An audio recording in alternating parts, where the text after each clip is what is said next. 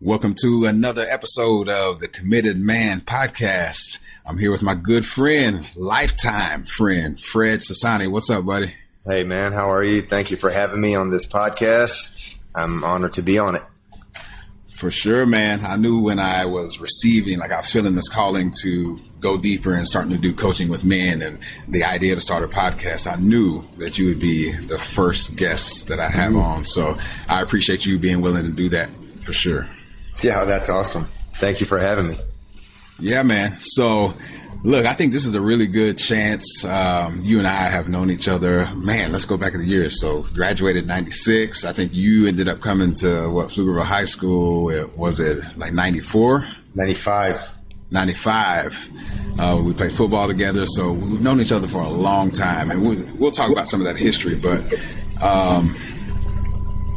let's dive into your story, because I know you have a fascinating story, and I don't think you've been able to fully share your story in a way where people can understand where you've come from and how you got here and the struggles and the successes along the way. So let's talk about childhood a little bit, man. What kind of things had your interest when you were young? Well, as a little kid, I remember I just always loved being active and playing sports. I was always on my bike. I was always playing soccer. I was always just outside. I was just free at heart, and I just wanted to move. I just wanted to play, and I love having a group of friends and community, and those are the things that I just loved, and I knew that was inside of me. So it's I remember when I first saw a bodybuilding magazine when I was like 7 years old. I got so intrigued by the way that they looked and the way that they what they were doing, and I remember that just kind of stayed in my head, and it just never left, man. So I just love being active. I've played sports since, from what I can remember, all the way till my college years. Yeah. Okay. So you were into the sports, and I know. Let's talk a little bit about where you grew up and what kind of sports had your interest the most. What'd you like to do? And where'd you grow up? Well, I was born in Iran. I was born in Tehran to an amazing dad and an amazing mother, and I've got two brothers there. And the sports that we grew up playing, there was two main sports: is Roman Greco wrestling, and it was soccer. And those were the two things that I was really good at. But I didn't stop there. I tried basketball. I played tennis. I played water polo. I swam competitively. So I did everything that I could. My parents always found a way to get me involved in different things, even when I was there. But as a child, maybe this is just me, or maybe a lot of people can relate to this, but we played in the streets, man. We took our ball and we went to the streets. We played soccer from sun up to sundown. We would eat at somebody else's house and drink water out of water faucets and ride our bikes around the streets. It was just one big community for us. So where I lived is, we had streets from, the first street all the way up to 13th Street, which was at the base of a beautiful mountain called Alborz Mountain in Tehran. And there was just kids everywhere. So as soon as you walk out, you always had a playing partner. So it's really different from where my kids are growing up right now and the kind of society that they're in. But we were just always outside activity. And I think that was some of my best memories. And I just loved doing that as a kid. Man. Okay. So grew up in Iran. So how long were you there? Up until what age? So I was born there until the age of 10, and then when we came to the U.S., I was 11. So I turned 11 when we came to the U.S. Okay. Now, I know your story, right? Some of it. I think you might end up sharing some things that I don't know here, but I know you had some great times there in Iran. You have lots of memories, like the family and the community and how y'all did things together, and how, just like you talked about, you could go to all your friends' houses and everybody was welcome. There was also some challenging times that you had to deal with when you were there. So what were some of the challenges that you dealt with as a young boy growing up in Iran? Well, Iran was always going through changes, even when I was born. When I was born in 1979, a revolution happened to where the king of Iran at that time was exiled, and he was basically pushed out of the country, and the mullahs and the ayatollah and hardcore Islam culture came into Iran and took it over in 1979. And in 1980, a war happened, and Saddam Hussein decided that he saw weakness in Iran, so he started attacking Iran. And I basically lived through an entire war. So from the time that I was born until the time that I left, Iran was under attack. So, and I remember the breaking point for my parents for wanting to get the hell out of there was when a bomb was dropped only 3 streets up from where we lived. And that shook everybody, like literally and figuratively. But thank God I had an amazing mom and dad that decided that they were going to get educated. My dad was educated at University of Texas. He's an electrical engineer, and my mom was a registered nurse. And they both speak English. They're very educated, and their plan all along was to have us here, but also have a home there. That way, so you could go back and forth. But the relations between the country broke. Long story, it's been broken, and it's been broken until today. And it's still difficult for Iranians to go back, especially with all the stuff that's happening to them right now. But as a kid, for me, it was like the most important thing was I just wanted to be with my parents, right? I just wanted to be with my brother. I just wanted to be with my mom and dad. And they did an amazing job through a crazy time to make us always feel safe, to always have a home. You know, it's like I never felt abandoned. I never felt scared. I never felt anything because they always did just such an amazing job comforting us that everything was going to be okay. Even when I knew we were leaving the country, I had a feeling as a 10-year-old boy that I was never going to go back there again. And I was okay with it because I was going with my mom and with my brother, and I was going to see my older brother, which had already come to the United States 3 years before. And it was really tough. And then when we got here, the tough part that I had to live without my dad for 3 years because he had to stay back and retire from the job that he had there. He couldn't just pack his stuff up and just leave. So all the affairs had to get taken care of, and he had to sell everything and get everything done before he could actually come here. So when we came here to the US, we went from a really like a upper middle class to having everything and having a life and vacations and money and food to coming to the United States and just go straight to the bottom of the barrel as far as poverty goes, because we had to live in somebody else's house. We had to live in a friend's house for about a year until my mom was able to regain her RN license here in the US and get a job and get on her feet. And then my dad came, and then they both basically pushed themselves back and rebuilt their life all over again.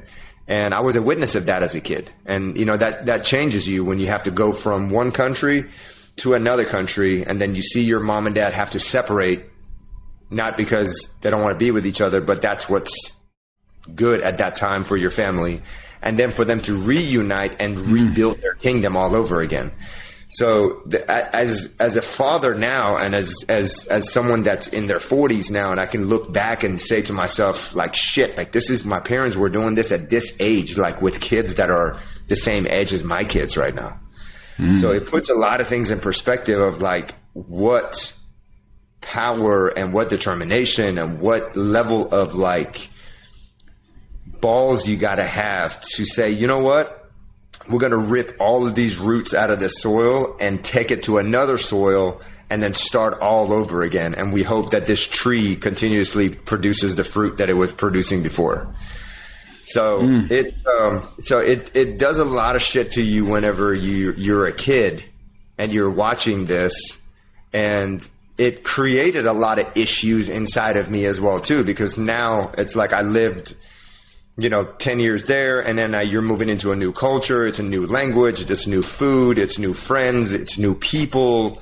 It's like everything was changing. But the cool thing about being a kid is that you can adapt quickly. But unfortunately, you can't process all of these things because you have a 10-year-old brain, and you don't have an adult brain that you can analyze these things.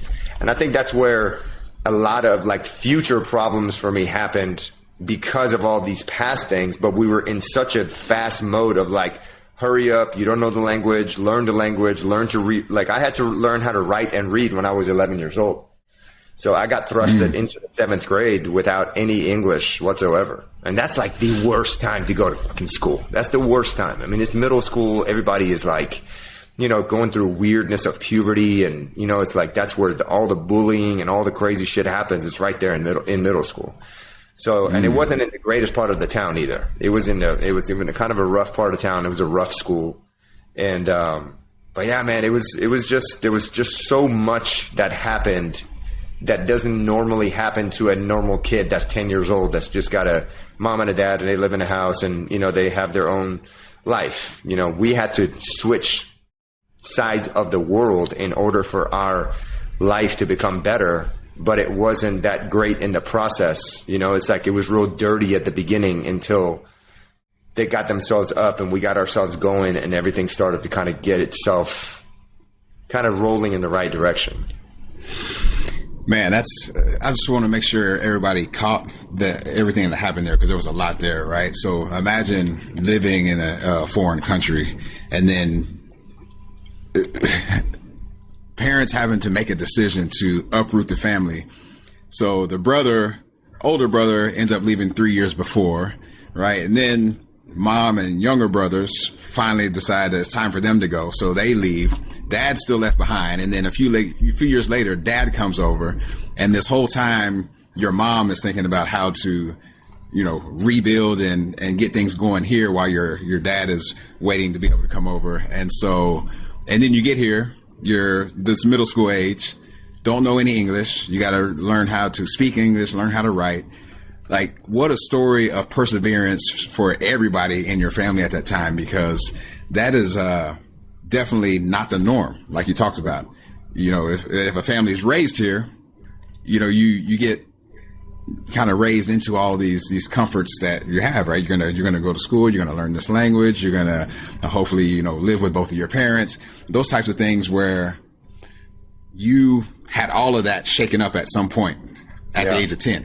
Yeah. That's powerful, man. And so my guess is that a lot of what you went through, not only did it create these challenges within you that you talked about, which is, you know, rightly so as a 10-year-old, but it probably created some pretty powerful principles and commitment inside you. And so let's talk about a little bit as you get into your teenage years, right? Things start to kind of open up for you. I know you get to high school, you're doing really well playing sports, you're doing well in school. Tell us a little bit about the high school years for you.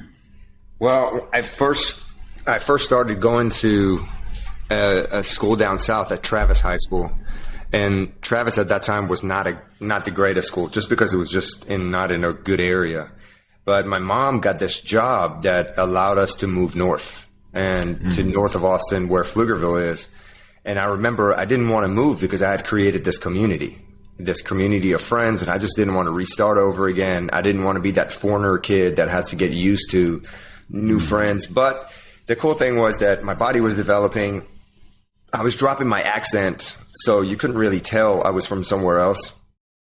I didn't look that different from the other kids, you know, so it's like I was blending in, and all I cared about was just like, I just want a place I can blend in. I don't want people to keep asking me where I'm from. And because, you know, the geography knowledge of some of these people some of the kids that I went to school with was just like zero to none. Like, you tell them you're from Iran and they would ask you like, hey, you know, do you eat rocks, or do you know, you live in a desert, or you ride camels? And the funny joke is like the first camel I ever saw was at the San Diego Zoo.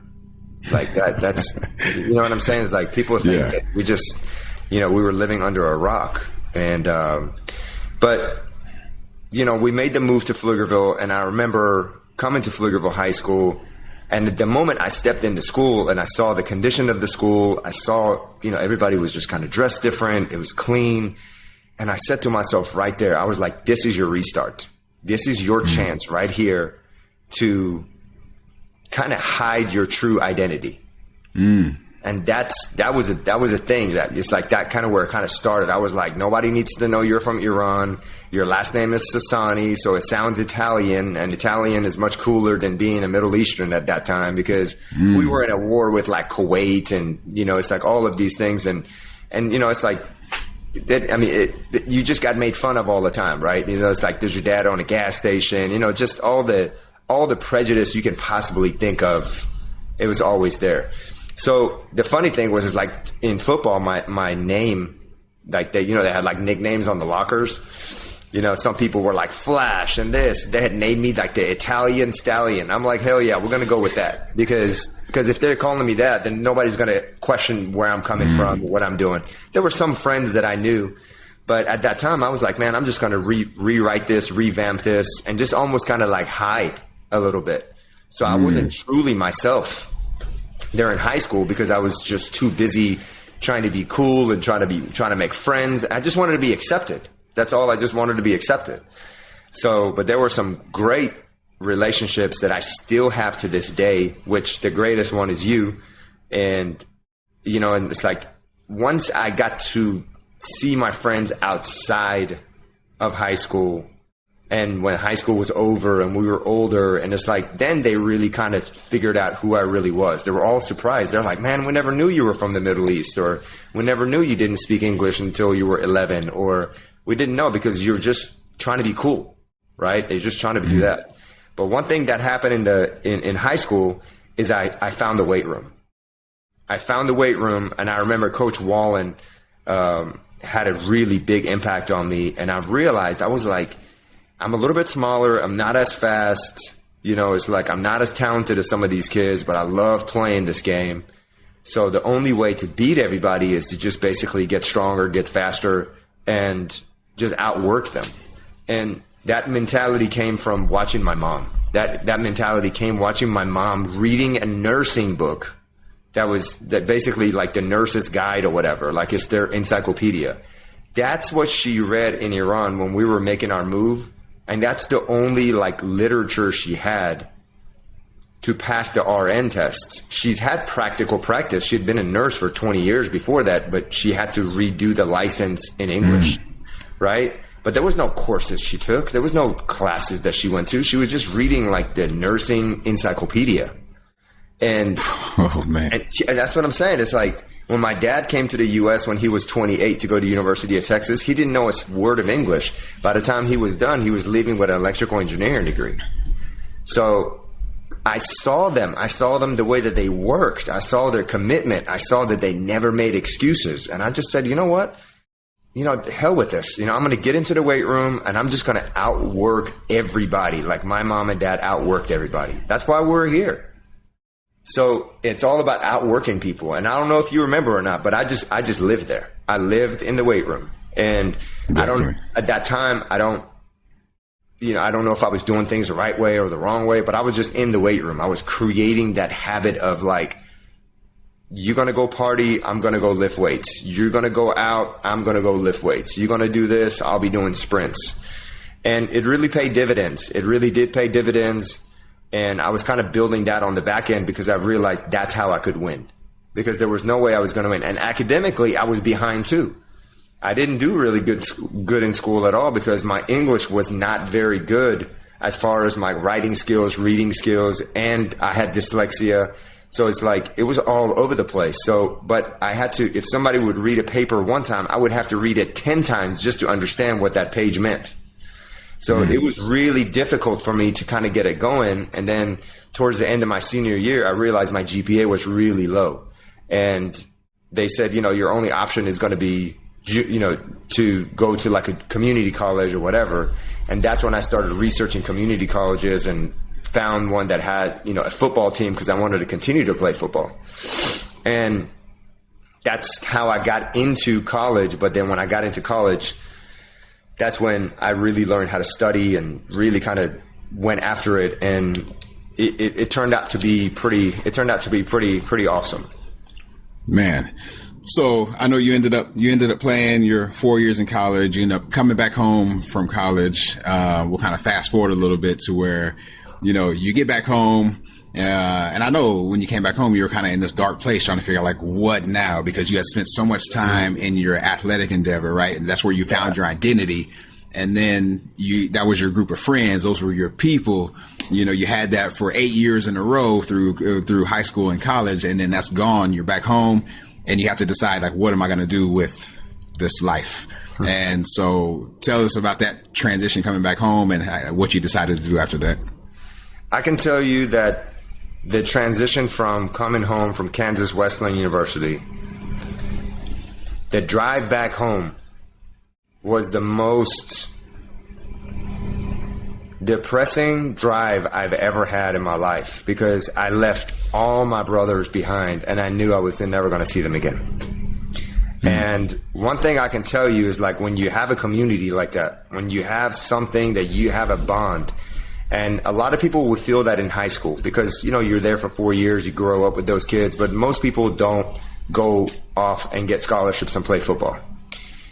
So I had another 4 years of meeting all these other teammates and have to go through all of these difficulties and ups and downs and wins and losses and, you know, dorms and, you know, chow halls and just community, right? You're just, whether you like the guy or not, you just wanted to do good just so we could all win as a team. And I knew when I was coming home, man, it was the most depressing drive ever, because here I graduated with honors. I was a 2-time all-conference free safety.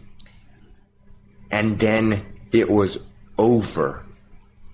And it brought back the same exact feelings that I had when I came here to the U.S., is when I had to leave all my family behind, all my uncles, all my aunts, all my cousins, you know, my food, my culture, like everything, had to leave it behind because I knew I wasn't going to go back. Because I'm not going to go back to college to play football. I got no more eligibility left. And I was a good college player, but I wasn't an NFL talent. So it's like, what are you going to do now? And I can tell you that I went through a mad depression for about 2 years. And because I didn't know what that was, I didn't know to get help. I didn't know what to do about it. And the working out was a constant in my life. So I would always go to the gym. I know you and I reconnected because we both met at the gym. You were working out at Gold's Gym, and I just showed up there and I saw you, and then we just took off from there and never disconnected.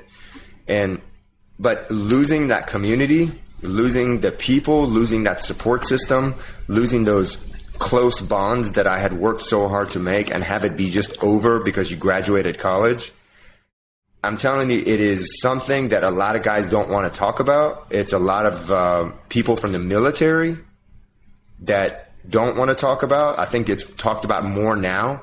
But when you're in an environment like that and you come into civilian life, it sucks. It sucks because you don't have. Because I've always been like a agenda guy. Like at 8 o'clock, you're going to class. At 10, you got English. At 12, you got lunch. At 3, you got practice. At 5, you got film. At 7, you have study hall. At 10, you're going to bed. Like, it was just, and I thrive under that system. But then when you're let loose into civilian life, and all of a sudden is like, you got to go get a car. You got to make a payment. You got to go pay rent. You got to go do this. It's like, you're like, wait a minute, like, where's the order in all of this? It's like, where's the team? Where's my support system?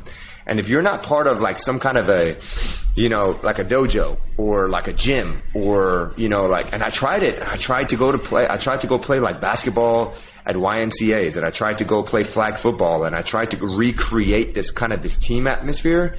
But then I realized I couldn't do it because these guys were not on the same mission that I was. They were like fighting each other and cussing each other. And I'm like, man, I don't want to be a part of this. Like, I wanted to come out here and make some bonds. I'm like, dude, you're a plumber. You got to go to work on Monday. Like, what are you doing fighting this dude? Like, this is not the Super Bowl. It had lost its like value to where it's like, I just stopped going to all of those like weekend games and different things because it was actually making things worse for me, because I was realizing that there's actually, those are more chaotic than anything else. So that was really, really tough coming back home. And I'm just so grateful that I reconnected with couple of people, again, you being that main person that has kind of really propelled both of our lives up to this point. And also, meeting Nanette and, meeting people like Martha and meeting like real key people that are still in our lives that made a huge change that allowed me to recreate this team that I want to be a part of. Because I was like, if the team is not out there, I'm just going to build this thing now. Yeah. I'm just going to build it one person at a time. And let's see who's going to stick around and who's not going to stick around. Man, okay, so let's talk about that. So you end up, you've gone through your childhood, right? You end up here in the U.S. You navigate that as well as you can. You end up graduating college. You come back home. You finally decide, all right, I'm going to build this team. So that leads to eventually, putting Bodies by Design together. So what triggered you to the point where it's like, you know what, I'm going to help other people, help other humans improve their lives and start Bodies by Design? Yeah, I think on our drive back home from the university, I told my mom and dad, I said, look, I just don't see myself checking in and checking out of corporate world. I said, I don't see myself putting in resumes and going in for interviews and asking for promotions. I was like, I just don't see myself doing that. And I think they already knew that. They already knew that I had this kind of mentality of leadership and mentality of like leading from the front and leading by example, because that's what they have done. They taught me that. They showed it to me, and they didn't fight it. They didn't say anything. And it's very surprising from like Middle Eastern moms and dads. For any of you that have a Middle Eastern descendant, you all heard the same message, go to school, get a better job. And the higher the education, the more pay you get, because that's what they were taught in the past. So, but I remember coming back and there was and I was like, I got to get into something with exercise. So what I did is I got in with a company called Advocare, which is a supplement company. And I became a distributor with them, which allowed me to go around, talk to athletes and get them on supplements and different things. And then an opportunity at my high school, our high school, Pflugerville High School, came to where they had like an athletes course, to where during the summertime you would go and train the kids that were transitioning to the higher grade, and they were going to be in sports the following year. And I remember I showed up the first day and there was over 200 kids. And that was my first gig as a coach. And I was like, holy cow, what am I going to do with 200 kids? But again, it just kicked in. It was just basically off season. I had just come out of football off season, so I knew exactly what to do with them. So that went really successful. And I remember thinking to myself, I'm like, this is what I want to do. I want to be in the weight room, because this is where I feel the most comfortable. I feel the happiest. And I also know that the weight room is a place where it changed my mind. And it changed my mind, which eventually it changed my body, which eventually changed my trajectory in college and my education and everything that went with it. So, and then an opportunity came. I remember your mom saw an ad in the paper that a local gym was looking for trainers. And, the two of us went there and we started there and that's how I kind of like worked my way into a gym to become like a trainer and a coach. And then it just really morphed after that. Yeah, man. And so, I know, because I'm right there with you every day. So thankful for Nanette for what she did, and just her willingness to take on, like I said before, like two snotty-nosed kids who just had a passion for life. Right at that point, we're just excited. We had energy. We had something to give. Yeah. And you really kind of were the visionary and took off with this thing and like saw where it could go. And still to this day, like that's you. And 21 years later, that facility has done some amazing work with thousands of people and won all kinds of awards. So talk about how the business has transitioned over the years or evolved over the years. Yeah. And we'll start right there. Well, yeah, I started just doing one-on-one training, and it was at a kind of like a small local gym. And I was just taking on clients and we were just training them like old school training. And I remember I had about maybe 20 clients at the time, and I was spending a lot of time at the gym. And I remember thinking to myself that this is not a sustainable model. I cannot continue to train people for 8 to 9 to 10 hours a day, and I'm not going to have time to eat, work out, have a girlfriend, go out on dates, go on vacation, because you're always locked in, committed to just those one-on-one sessions. And I also feel like that I wasn't making that much of a big impact, which was kind of bothering me too. And I remember in 2000, it was right around 2007 or 2008. I had one of my clients that's been with me for a long time, which is Stacy, and she's still with me 22 years, and so grateful for her and the relationship that we have built. She came in, and I remember she was late for her session, and I was going to train Martha, and she was like, "Oh, I'm so sorry, Fred. I can't work out. I got stuck in traffic and this and this and this." And Martha looked at me and she said, "Well, why doesn't she just work out with me?" And this is before like semi-private or before like group training or anything was popular, because everything was just on one-on-ones. Like you had like your little like aerobic classes, but it wasn't like this.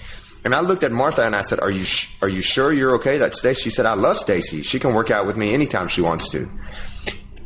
That right there changed everything, because I just realized that, okay, Martha likes Stacy. Stacy likes Martha. They like to train together. They're not objecting that they're not getting one-on-one training. They actually loved that training so much that they requested if they could work out together. And then I just realized I just shrunk my schedule by 2 hours. And I was like, wait a minute. How about this person and this person? And I just started matching people up. And that's how it started. And then I realized that the more people we got in, not that we got into this massive groups of people, but it was like 2 people or 3 people or 4 or 5 clients. The workouts were more intense. People were getting more results. And then what was happening, instead of me working 8 hours, I was only working 3 hours, and it was opening up my day to where I can create my own life and, like get to my house and clean my house and go on a date and do whatever it is that I was doing, because I was locked in the gym for 8 to 9 hours a day. But the cool thing was everybody was getting results. And I was like, this is amazing. I'm like, I like how this kind of just went, and I just kind of went with it. And I remember in 2010, I had actually gotten married. And I always say God has, it's like you have plans and God kind of laughs at it, and then he shows you his plans. And in 2010, the gym owner of that place, he basically said, "Look, I don't want to do this anymore. And if you want to buy the gym, I'll sell it to you." Because I was contracting out of a gym. And I told him, I was like, I remember you and I talked about it too. I was running through the numbers. We even went to his house. The numbers were real funny looking. And I was just like, I don't think I want to do this. And so went 3 doors down, talked to Nanette. I said, "Hey, let's turn this small little studio that you have right here into a personal training studio. And then I'll bring my clients over. You have your clients. We can train them, and we don't have to be under the, rule of anybody else." And that was my dream the whole time. My dream was to be able to do what I wanted to do with my clients, because I wanted to do it my way. And that created that, because now I went from a big kind of a commercial looking gym to like 3,000 square feet of space. And we were training our clients, and it happened at the worst time, man. This is why when people say like, "Hey, the economy is bad," or "economy is this," like that happened at the worst time. Like between 2008 and 2012, that's when we had the greatest housing crash like of all time. Like everybody was losing everything. But somehow, some way, it's like Bodies by Design was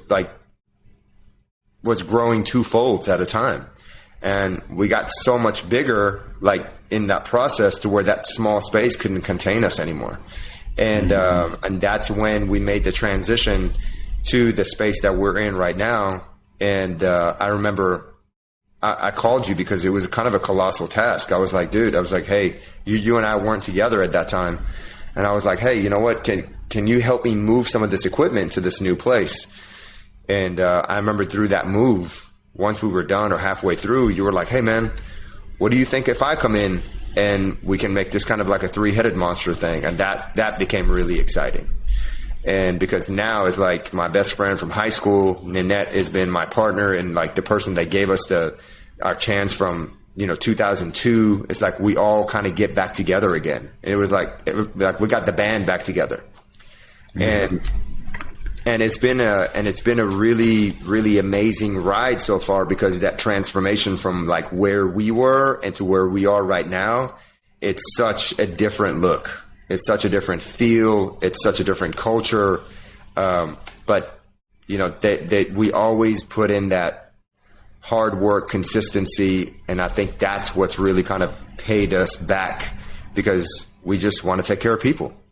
And we just want to love on them. And it's not about just making money. It's about making an impact.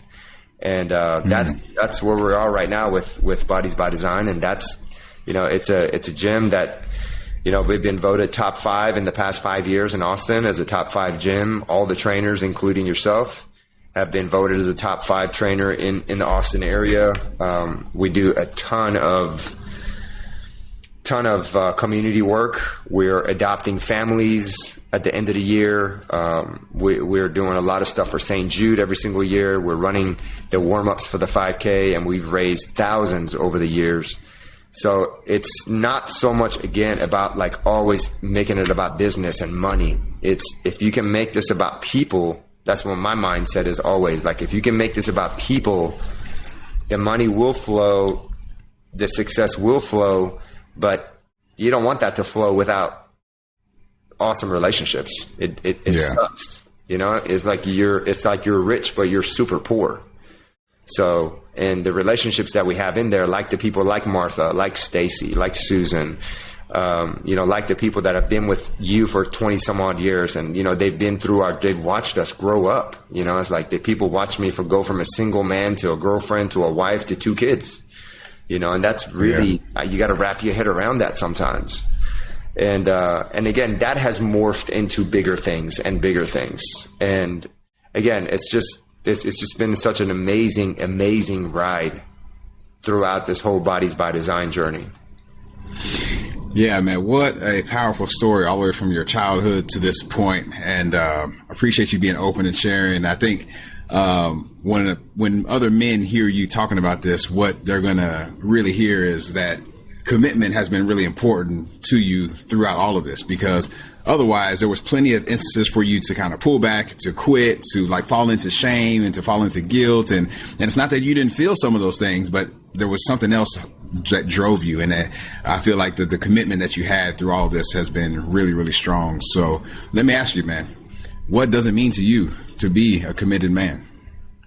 That's an amazing question. And that's something that I've always thought about, is we all have a certain value, right?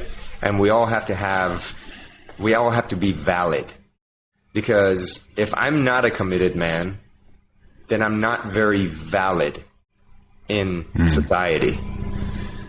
And what I mean by that is, like, if I don't take care of the real basic stuff, let's just go down to like the foundation. Like if I don't get the right amount of sleep, if I don't get the right amount of food in my body, if I don't work out and make my body strong, if I don't read the proper books, if I don't network properly, if I don't get myself close to people that are like-minded like yourself, what happens is that I'm not the best version of myself.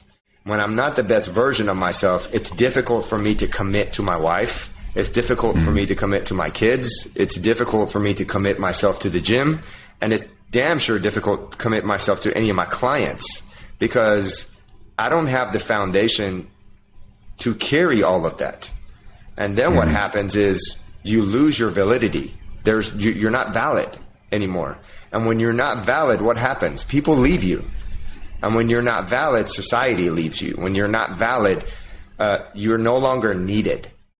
Like, if I'll give you a perfect example, is like a lot of people are wondering like why Tom Brady keeps playing football. He knows the moment that he stops playing, he will no longer be valid. The way that he is at this moment. That's why he doesn't want to let go. Instead of becoming valid in a different part of his life, he just knows he's going to lose this part of it, right? And I'm just using that as an example, right? But if I don't do the things that's important to take care of me and I'm not committed to myself, it's difficult to be committed to someone else or something else. And that's where a lot of depression, that's where a lot of anxiety, that's where a lot of fighting and a lot of loss, as far as like you could be gaining so much amazing things in your life, but you continuously lose everything, because if you can't even commit to yourself, how are you going to commit to your job or your wife or whatever? So my biggest fuel that runs in my body is like, how valid am I? And I don't want to lose that validity with my kids.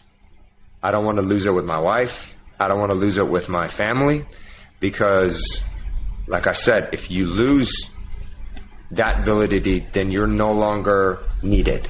And when you're no longer needed, you will be replaced. So it's important. That commitment is so important. And the moment I break that commitment to myself, that's the greatest disappointment. It's not to anyone else. It's to myself.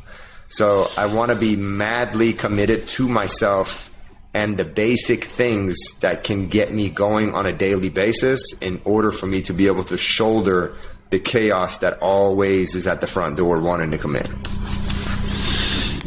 Really strong, man. And I love that you have this really strong kind of black and white view on it, where you don't leave yourself a gray area to play in. Like, you're either committed or you're not. You're either valid or you're not. And I think that's one of the greatest takeaway messages that everybody can, men can use from this podcast is, the more you can get yourself out of the gray area and just decide, like make a decision that you're going to be this man, that's the moment life changes, because there's no other option after that, right? It makes it really hard to be and do something else. So, man, I appreciate your time. I appreciate you sharing your story, especially the struggles of, coming through from another country.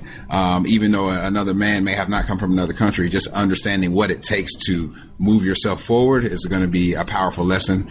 I appreciate you being open and sharing all that.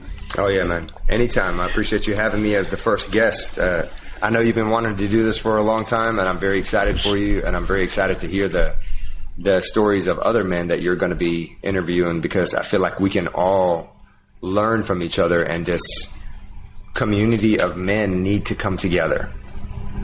We've got to come together, because it is true that men need each other. And when you lose that tribe, it's difficult to handle all these things by yourself. So you need other good men to be able to talk to and bounce ideas off of, and be able to have that door to open and not be judged. So I think you're doing an amazing thing. I'm really looking forward to seeing what this journey takes you on. And I appreciate being the first committed man on the podcast. No doubt, man. And we'll definitely have you on again, because we know life evolves. So appreciate you all tuning in, and we'll see you on the next episode.